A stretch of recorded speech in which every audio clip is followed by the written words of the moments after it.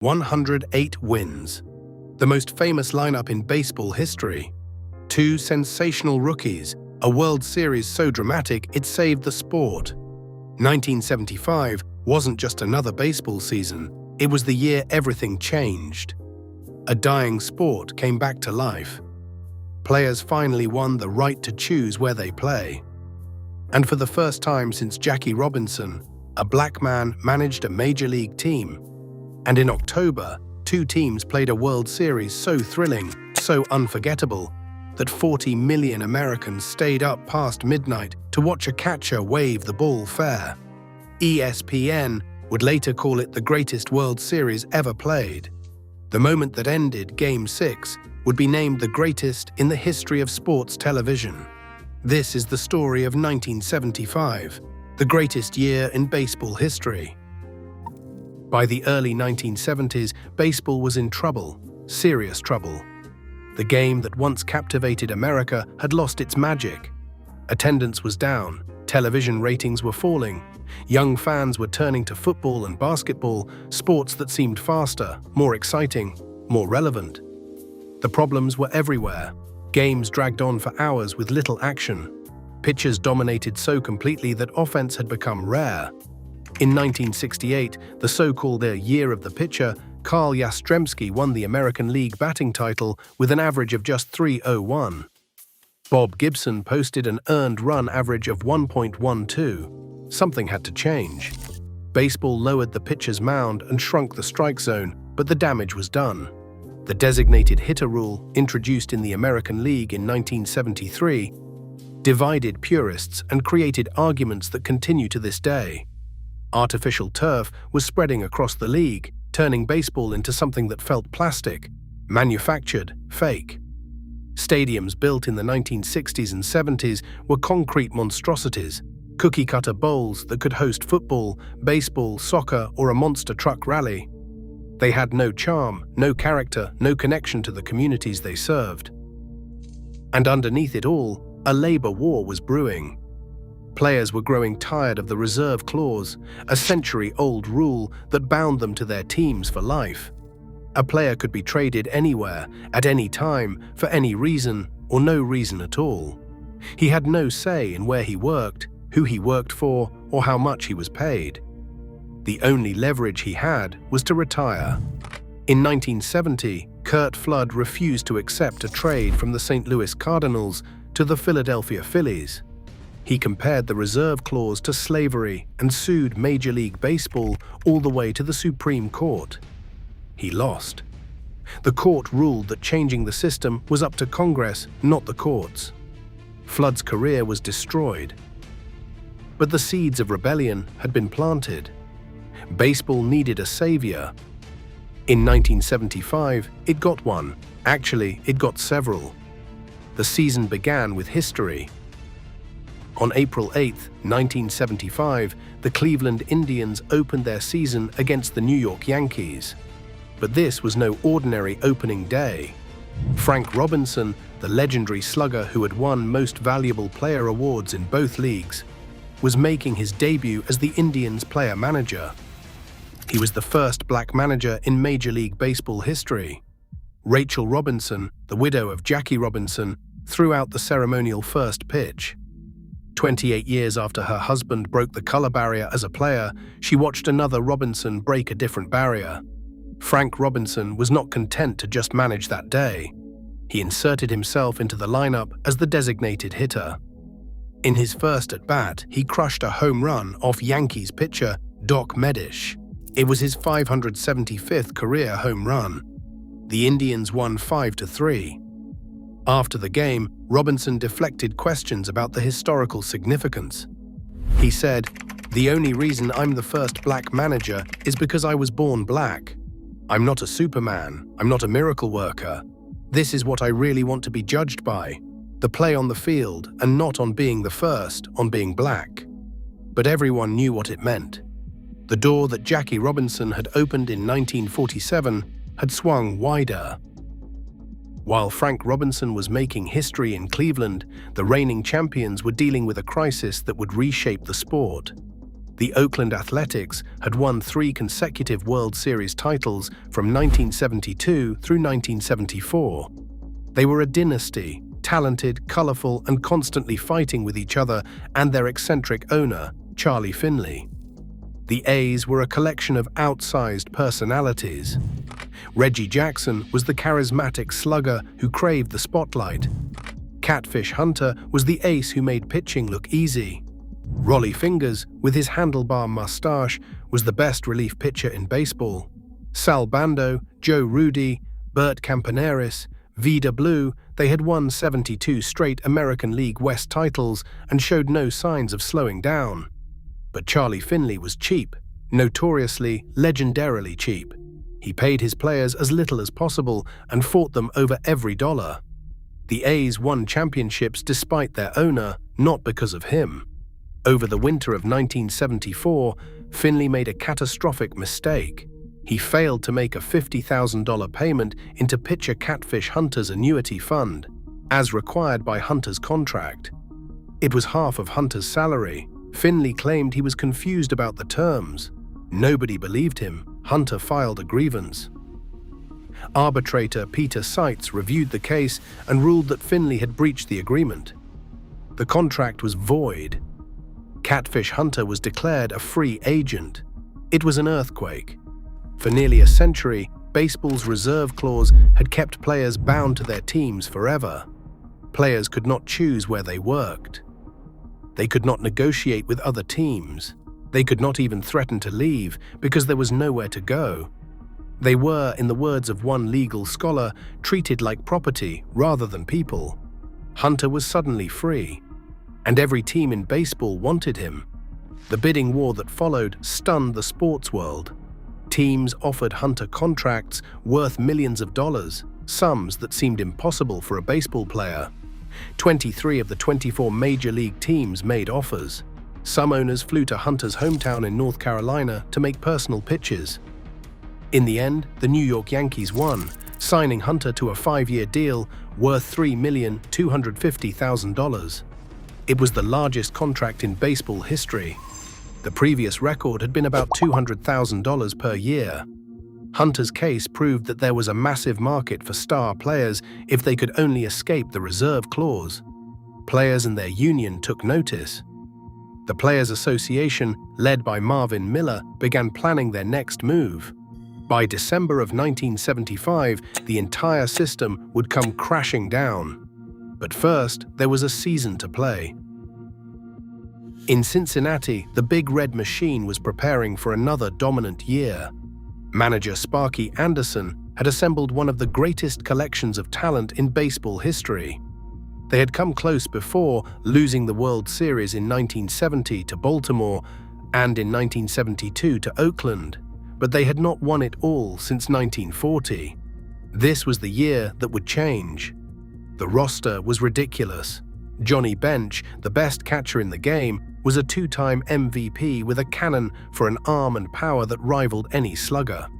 At just 27 years old, he was already considered the greatest catcher who ever lived. He hit 28 home runs and drove in 110 runs in 1975. Pete Rose, the relentless competitor they called Charlie Hustle, would do anything to win. He played every game like it was the 7th game of the World Series, and drove in 109 runs. Dave Concepcion was a wizard at shortstop, making plays that seemed impossible with his quick hands and strong arm. He would win 5 Gold Glove awards in his career. And then there was Joe Morgan. Morgan had been acquired from the Houston Astros before the 1972 season in a trade that looked lopsided at the time. Houston got power hitter Lee May, all-star second baseman Tommy Helms, and outfielder Jimmy Stewart. Cincinnati got a 5'7" second baseman who had never made an all-star team, along with other players including outfielder Cesar Geronimo and pitcher Jack Billingham. It turned out to be one of the most one-sided trades in baseball history, in Cincinnati's favor. The players Cincinnati received would become key pieces of their championship teams. By 1975, Morgan was the best player in baseball. He could do everything. He hit for average and power with 17 home runs that year. He stole bases at will, 67 in 1975 alone, getting caught only 10 times. He played Gold Glove defense at second base. He walked constantly, reaching base at a .466 on-base percentage that season. Morgan had a distinctive habit at the plate. Before each pitch, he would flap his back elbow like a chicken wing, a quirk suggested by teammate Nellie Fox years earlier to keep his elbow up. It looked strange, it worked perfectly. Pitchers hated facing him because he never chased bad pitches and he could hurt you in so many ways. Johnny Bench said of Morgan, "When we wanted a hit, he got a hit. He's a Gold Glover, he's an MVP, he was the key, he was everything. He was as good of a ball player as I've ever seen, ever played with, ever played against." The Reds started slowly. Through their first 24 games, they were just 12-12. Sparky Anderson sensed the team needed a spark. On May 2nd, Anderson asked his captain Pete Rose to move from left field to third base. Rose agreed without hesitation. The move allowed Anderson to insert George Foster into left field and Ken Griffey into right, with Cesar Geronimo in center. The Great Eight lineup was born. Johnny Bench catching, Tony Perez at first, Joe Morgan at second, Dave Concepcion at shortstop, Pete Rose at third, George Foster in left, Cesar Geronimo in center, Ken Griffey in right. When those 8 players started together over the next 2 seasons, the Reds went 64-16. They lost only 19 games out of 88. It was the most dominant lineup baseball had ever seen. From that point forward in 1975, the Reds were unstoppable. They won the National League West by 20 games over the Los Angeles Dodgers. They finished with 108 victories, the best record in franchise history. Joe Morgan won the National League Most Valuable Player Award. Johnny Bench won another Gold Glove. Pete Rose led the league in hits and doubles. The pitching staff, led by starters Don Gullett and Gary Nolan and closer Rawley Eastwick, was solid if unspectacular. They didn't need spectacular pitching, they simply outscored everyone. In the National League Championship Series, the Reds swept the Pittsburgh Pirates in 3 games. They were headed to the World Series, where they would face a team with its own remarkable story. The Boston Red Sox had not won a World Series since 1918. The curse of the Bambino hung over the franchise like a dark cloud.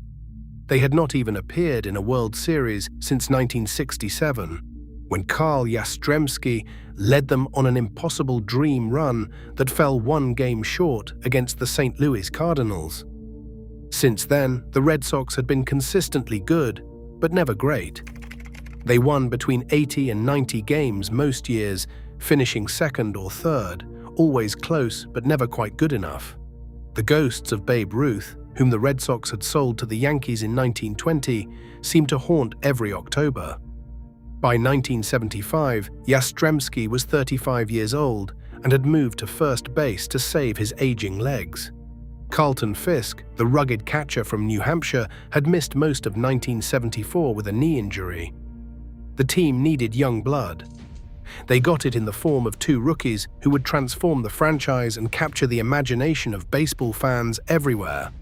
They were called the Gold Dust Twins, and in 1975 they exploded onto the scene with performances that seemed almost unbelievable. Fred Lynn and Jim Rice had come up through the minor leagues together, playing at AA Bristol and AAA Pawtucket. The Gold Dust Twins became the story of the season. Lynn was the more polished of the two. A left-handed hitter with a beautiful fluid swing, he played center field with reckless abandon, crashing into walls to make catches that seemed impossible. He had won 3 College World Series championships at USC before turning pro. He knew how to win. Lynn had a batting average of .331 with 21 home runs and 105 RBIs. He led the league in runs scored with 103, in doubles with 47, and in slugging percentage at .566. He played Gold Glove defense in center field. On June 18th, Lynn put on one of the greatest single-game performances in baseball history. Against the Detroit Tigers at Tiger Stadium, he went 5 for 6 with 3 home runs, a triple, and 10 RBIs. His 16 total bases tied an American League record set decades earlier. The Red Sox won 15-1. It was not just the statistics, it was the way Lynn played. He threw himself at every fly ball, crashing into walls, diving on the warning track, making catches that left fans gasping. He was beautiful to watch, graceful, athletic, fearless. Beautiful describes the way he moved. By the end of the season, Lynn had done something no player had ever done before. He won both the American League Rookie of the Year award and the Most Valuable Player award in the same season. No rookie had ever won the MVP. It would be 26 years before another player, Ichiro Suzuki of the Seattle Mariners, matched the feat in 2001. Jim Rice was nearly as impressive, though his style was completely different. Where Lynn was graceful, Rice was powerful. Where Lynn hit line drives, Rice hit missiles. The right-handed slugger had a batting average of .309, with 22 home runs and 102 RBIs.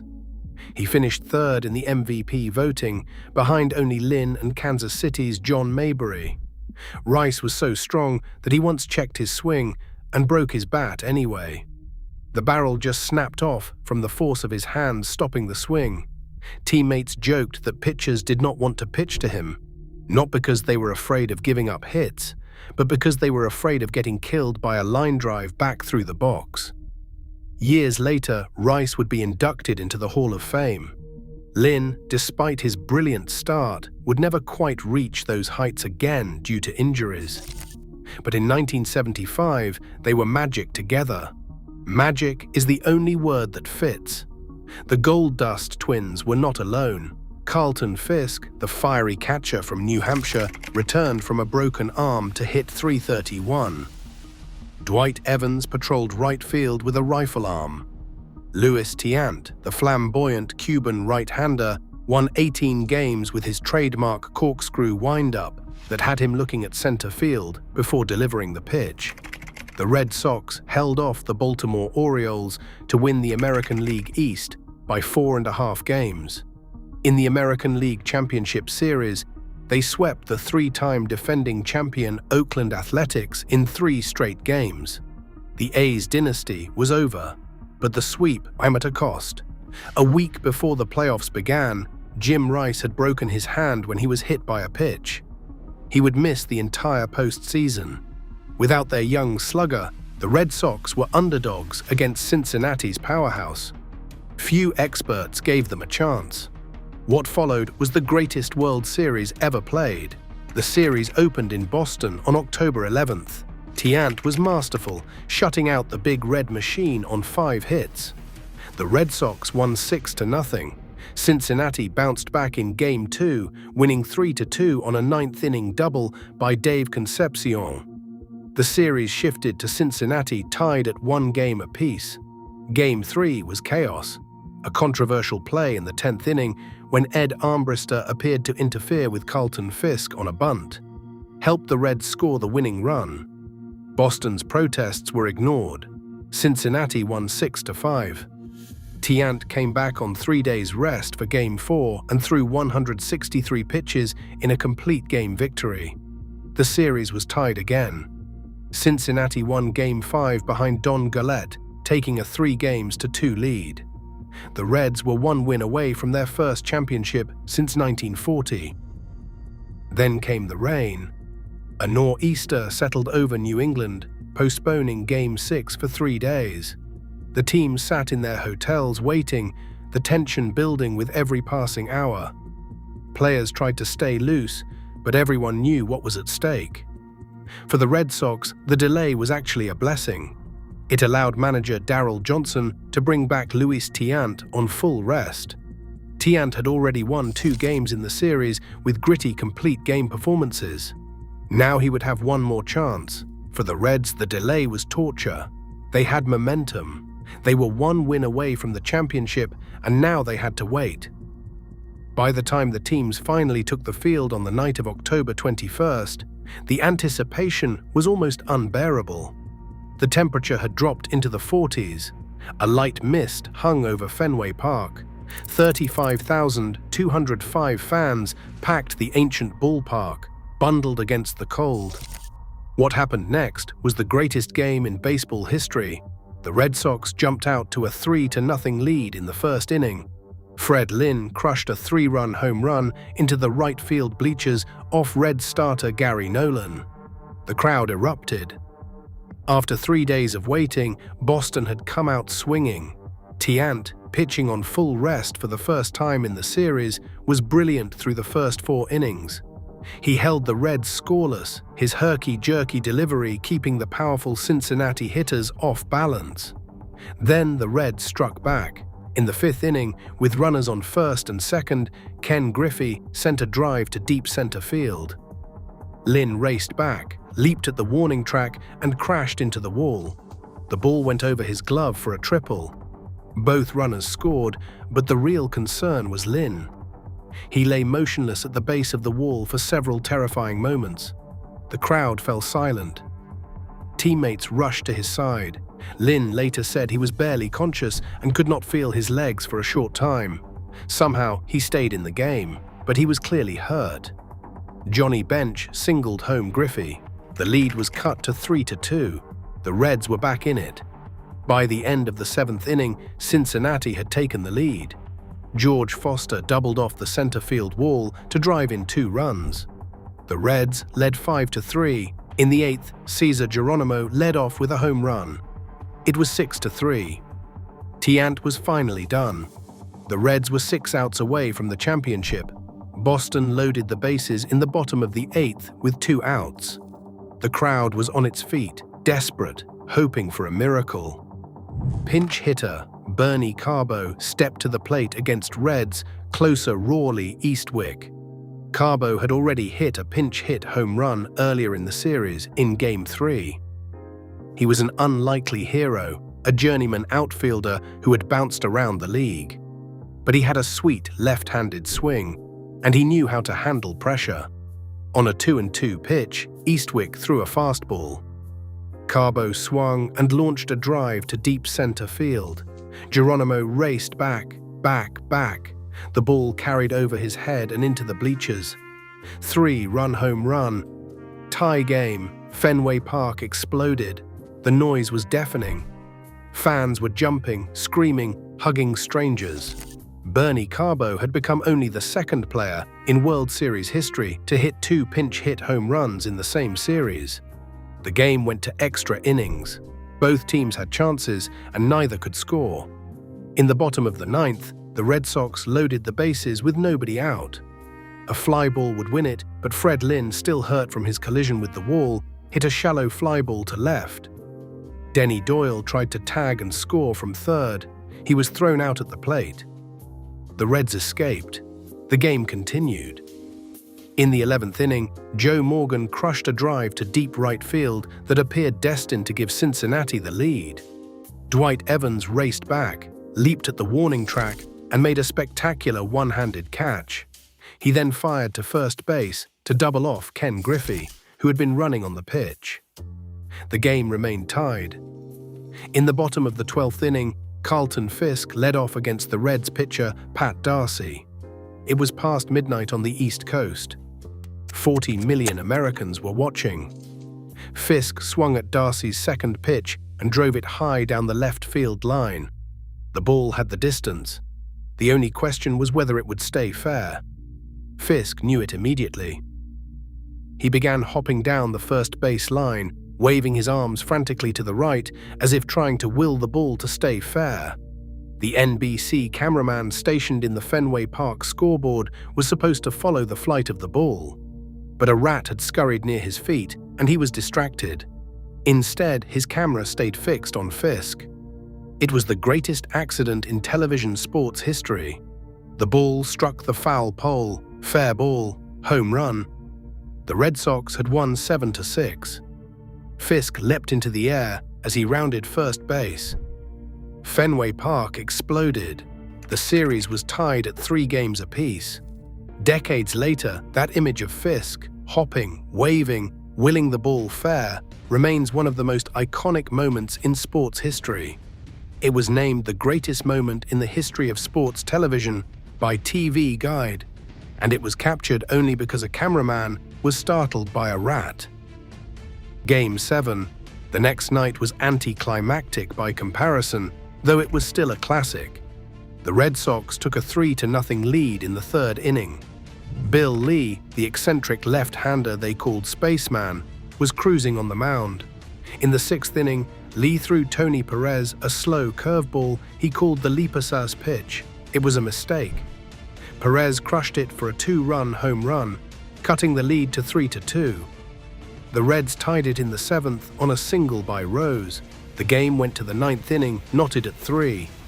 With one out, Ken Griffey walked and stole second base. Joe Morgan stepped to the plate. Morgan looped a soft single to center field. Griffey raced home. The throw was too late. Cincinnati led 4-3. The Reds' bullpen held on in the bottom of the ninth. The Big Red Machine had won their first World Series since 1940. Pete Rose was named World Series MVP. He had batted .370 with 10 hits, playing with the relentless intensity that defined his career. But the real winner was baseball itself. The 1975 World Series had captivated the nation. Game 6 drew one of the largest television audiences in baseball history. Newspapers devoted pages to coverage. Fans who had drifted away from the sport came rushing back. The series reminded America why baseball was the national pastime. The drama, the tension, the heroics, the heartbreak. It was everything sports should be. As Pete Rose said after Game 6, "This is what the World Series is all about.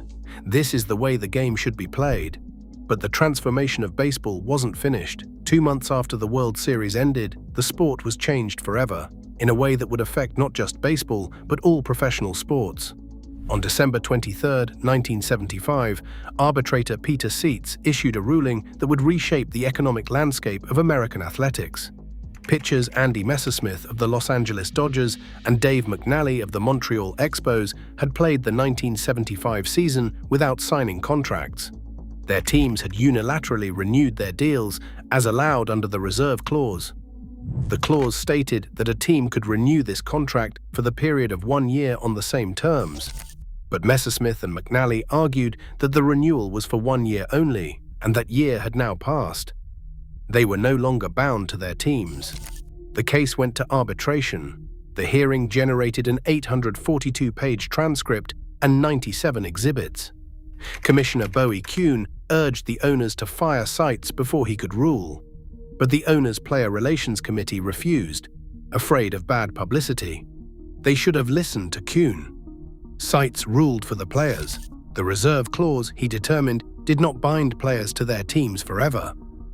After playing out their option year, they were free agents, able to sign with any team they chose. The decision compared baseball owners to French barons of the 12th century, feudal lords who controlled their subjects' lives. That era was over. Seitz later said, "I'm not a new Abraham Lincoln freeing the slaves. I'm just interpreting the contract." Baseball's owners were furious. They fired Seitz the next day. They appealed the ruling in federal court. They lost. Within months, a new collective bargaining agreement established the free agency system that exists today. Players could become free agents after 6 years of major league service. They could negotiate with any team. They could finally control their own careers. The impact was immediate and dramatic. Baseball's average salary in 1975 was $44,676. By 1980, it had more than tripled. Today, it approaches $5 million. The Seitz decision didn't just change baseball, it transformed all professional sports. NFL, NBA, and NHL all moved toward free agency systems in the following years. Soccer leagues around the world adopted similar models. Players became wealthy.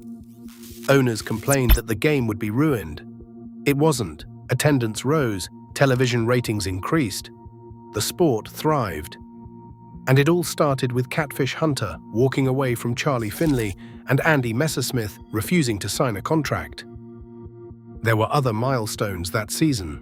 On June 1st, Nolan Ryan of the California Angels threw his fourth career no-hitter, beating the Baltimore Orioles 1-0. He tied Sandy Koufax's record for career no-hitters, a record he would eventually shatter. Tom Seaver of the New York Mets struck out 200 or more batters for the 8th consecutive season, a feat no pitcher had ever accomplished. Tom Seaver did something unprecedented. Pittsburgh's Rennie Stennett became the first modern player to collect 7 hits in a 9-inning game, going 7 for 7 in a 22-0 rout of the Chicago Cubs. It was a performance nobody expected from Rennie Stennett. The American League saw fierce pennant races in both divisions.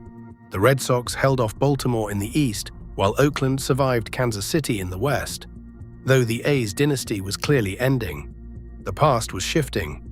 Reggie Jackson, the A's superstar, played his final season in Oakland before being traded to Baltimore. Vida Blue, Rollie Fingers, Joe Rudi, Sal Bando, one by one, the pieces of the championship teams would scatter to the winds as Charlie Finley refused to pay them. Finley pulled the plug on that era. The 1975 season was the end of one era and the beginning of another. 50 years later, 1975 stands alone in baseball history. It gave us the greatest World Series ever played, a 7-game epic that featured one of the most iconic moments in sports history. Carlton Fisk waving that ball fair will be replayed as long as baseball exists.